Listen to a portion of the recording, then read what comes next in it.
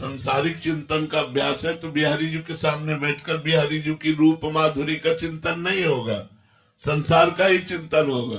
और अगर हमारा भागवतिक चिंतन का है तो हम जहां नृत्य हो रहा है संसार में वहां बैठकर भी भागवतिक लाभ ले लेंगे, हम उसमें भी भगवत भावना करके और भागवतिक चिंतन करने लगे। हमारी श्री जी की सखिया कैसे नृत्य, ऐसे नृत्य करती और वो भावना में डूबता चला जा रहा है।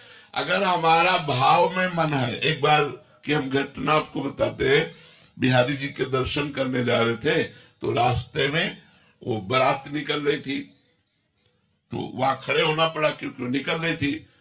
अब देखा लोग नाच रहे, दूल्हा घोड़े पे सवार है, बड़ा सुंदर श्रृंगार की, दूल्हे पे दृष्टि गई और तुरंत भाव बदला, दृश्य संसार का और भाव बदला। हमारे प्रभु दूल्हे के रूप में विराजमान है। अब हमारा भाव और अब दृश्य बदल गया, भगवान का भाव करते ही वहां हमें अपने ठाकुर नजर आए और आंसू, वो बारात चली गई, बिहारी जी दर्शन करने नहीं गए, लौट आए और काली दह में एकांत में बैठ करके भाव में डूबे हैं। अगर हमारा मन भगवान के भजन के प्रभाव से भाव में है तो हम संसार में भी भगवान को देख लेते हैं, और अगर हमारा मन संसार में है तो भगवान में भी हम संसार देखते हैं। बिहारी जी जाओ तो आप बिहारी जी नहीं देखोगे, संसारिकता देख पाओगे। इसीलिए हम कहते हैं खूब नाम जप करो जिससे हमारा मन पवित्र हो जाए। घर को ही मंदिर मान लो, परिवार के सदस्यों को ही भगवान की पूजा मान लो और नाम जप करो और अपने कर्तव्य को करो, तो इसी से भगवत प्राप्ति हो जाएगी। कहीं भागने की जरूरत नहीं है, हमें भाव सुधारने की जरूरत है। और भाव शुद्ध तब होता है जब अनर्थ का नाश हो जाता है। काम, क्रोध, लोभ, मोह, मद, मत्सर ये अनर्थ है और ये सब भजन से नष्ट होंगे। इसलिए हमें खूब नाम जप करना चाहिए, तभी हमारा भाव सुधरेगा।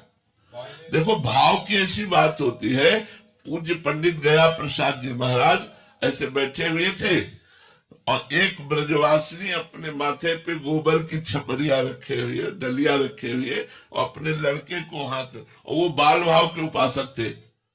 देखते ही उनका भाव बदल गया। यशोदा मैया जा रही और लाला श्री कृष्ण उनकी अंगुली पकड़े हुए और वो घंटों भाव में मगन रहे।